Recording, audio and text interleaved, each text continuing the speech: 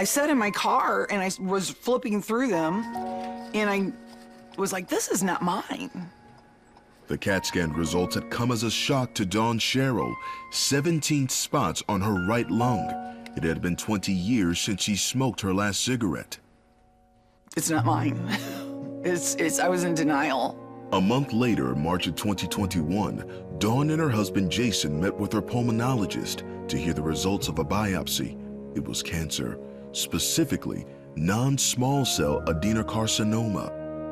And I looked at him and was still in denial, but I said, well, what stage is this cancer? And this is when it hit me.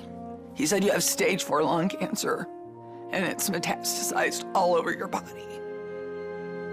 We asked Jason about that moment. I can't talk about that. Dawn was told there were 2 treatment options. The best was chemo with immunotherapy known as Keytruda. The combination could give her up to 5 years. However, Keytruda therapy required a specific protein to be present in Dawn's body to work. Without that protein, chemo was the only course of action that at best would give her little more than a year to live. And the first thing that came to my mind is, how am I going to tell my 4 children this? How? And I can't die. I have 10 grandbabies.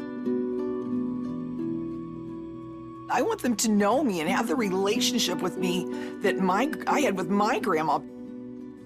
I seen Jesus in her. But I still knew who God was. And I still knew from all of my years of serving him, he's never failed me once. I trust God, and good, bad, or indifferent. You know, I mean, I've seen way too many things to question who's in charge and, you know, to ask him why, because I'm not smart enough to understand the answer. While she started chemotherapy immediately, it would take 3 weeks to find out if Dawn had the protein necessary for immunotherapy. That was the longest 3 weeks of my entire life, not knowing. One day, her church showed up at the family's home to pray. They all laid hands on me, and my pastor, Art, he anointed me with oil. After they were done praying, they broke out in song, and they sang praise music over me. And it was like that heaviness, like it lifted.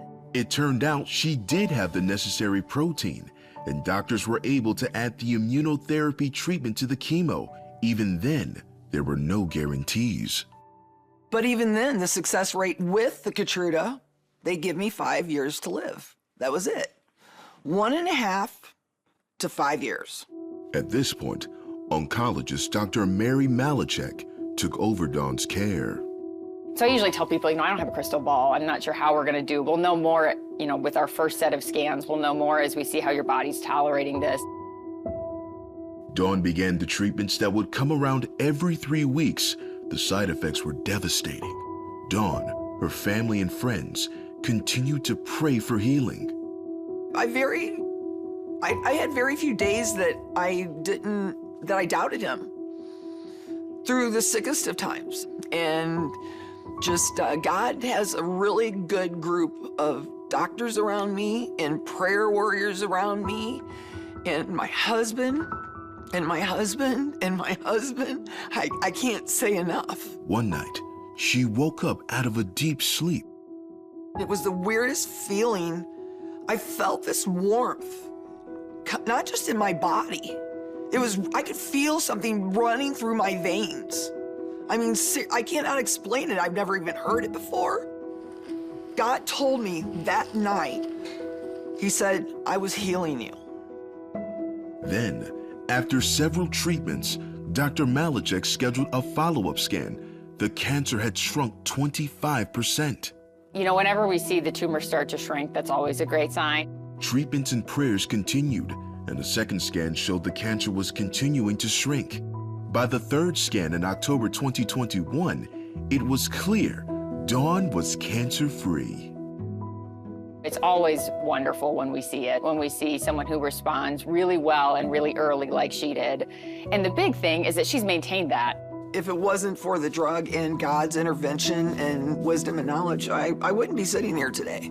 I owe everything to him. Although Dawn eventually stopped chemo, she continued immunotherapy for another 9 months.